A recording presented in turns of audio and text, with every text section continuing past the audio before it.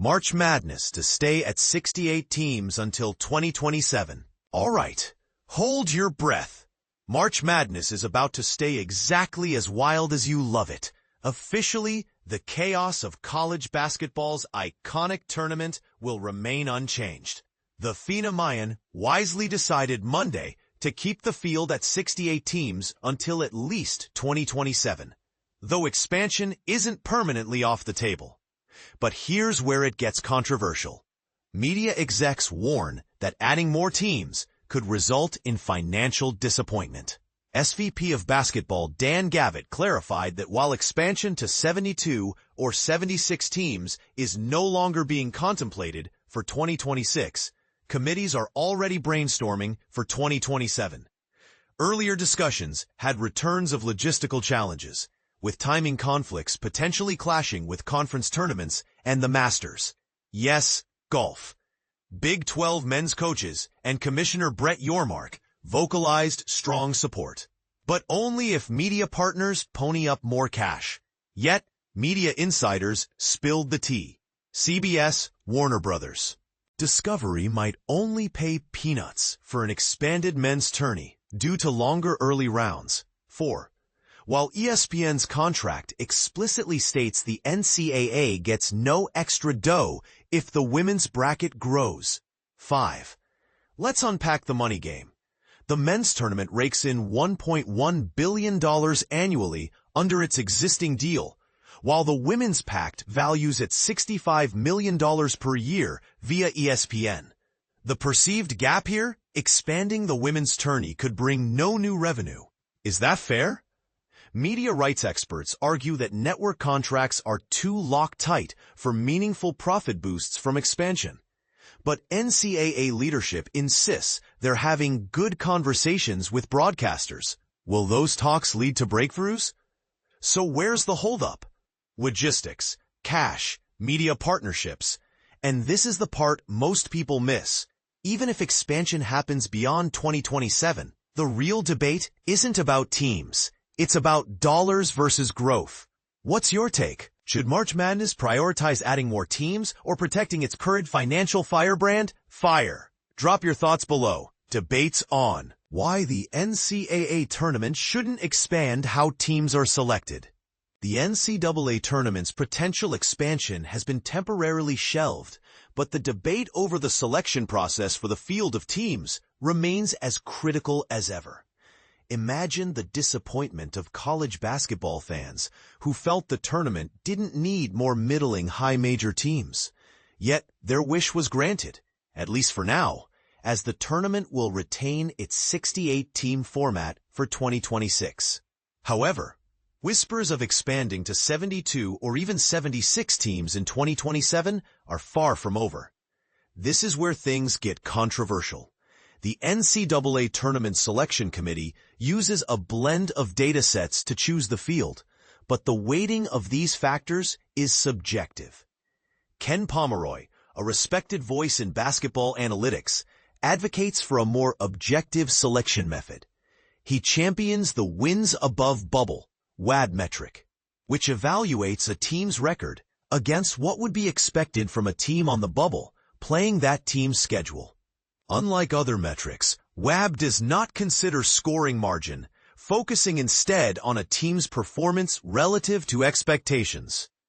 If the field had been expanded to 76 teams last year, WAB would have added 8 teams: West Virginia, Indiana, Wake Forest, San Francisco, Boise State, UC Irvine, Ohio State, and George Mason.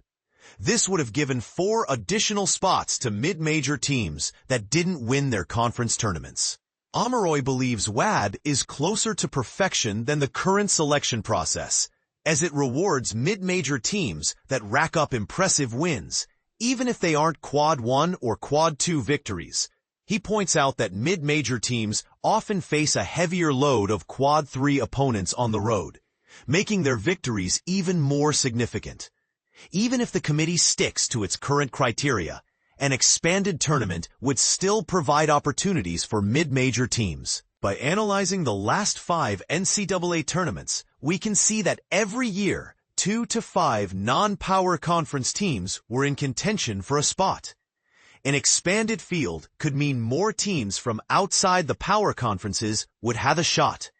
However, this could also mean more mid-major teams would be pushed into the play-in round, which has struggled to capture the same excitement as the round of 64. One potential solution is to exempt conference regular season champions from the play-in round, ensuring they get a fair shot at the main draw.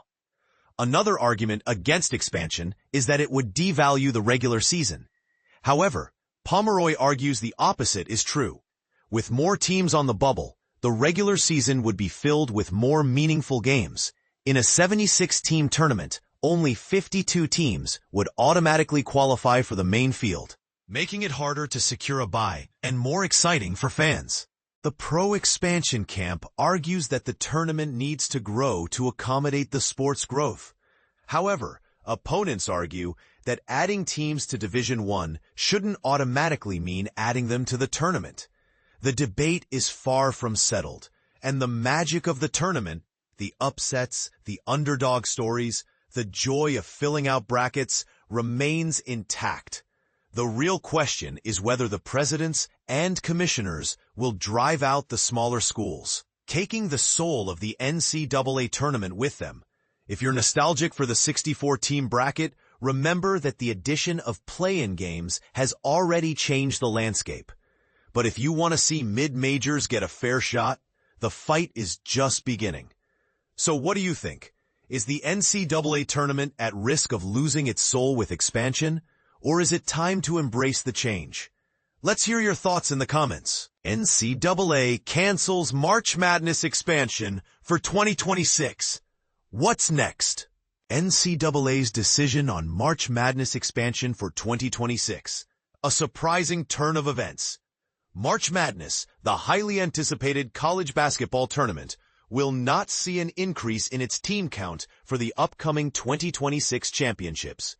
This announcement, made by the NCAA on Monday, confirms that the current format of 68 teams will remain unchanged for now. However, the conversation about possibly expanding the tournament in the future is still very much alive. Dan Gavitt, the NCAA's Senior Vice President of Basketball, stated, "Expanding the tournament fields is no longer being contemplated for the 2026 men's and women's basketball championships. However, the committees will continue discussions on whether to recommend expanding to 72 or 76 teams ahead of the 2027 championships." This indicates that while immediate changes are off the table, the door is still open for future modifications. Previously, NCAA President Charlie Baker had expressed his ambition to expand the tournament by 2026, making this announcement a clear indication that the organization will not meet that target. A brief history of March Madness. To understand the significance of this decision, it's essential to look back at the history of March Madness. The tournament first kicked off in 1939 with just 8 teams. Over the years, it has undergone several expansions. In 1951, the field grew to 16 teams. By 1953, it expanded to 22 teams. In 1975, the number increased to 32 teams. The tournament reached 64 teams in 1985. The introduction of the first 4 in 2011 brought the total to 68 teams, although this format includes play-in games to qualify for the main bracket. The women's tournament only expanded to 68 teams in 2022, marking a significant milestone in its history. Despite some fans expressing concerns that expanding the tournament could dilute its quality, the NCAA has generally viewed expansion as a positive development. Gavitt noted, "It's been brought up before, but there was never the kind of consensus interest as there is now. It doesn't mean it is going to happen, but there's a lot more interest than there's even been in the last decade." What does this mean for the future? As discussions continue about the potential for future expansions, it raises an intriguing question. Is there a risk that expanding the tournament could compromise its integrity? Or could it enhance the excitement and inclusivity of March Madness? Join the conversation. What are your thoughts on the NCAA's decision? Do you believe expanding the tournament would be beneficial, or do you think it would dilute the competitive spirit of March Madness? Share your opinions in the comments below.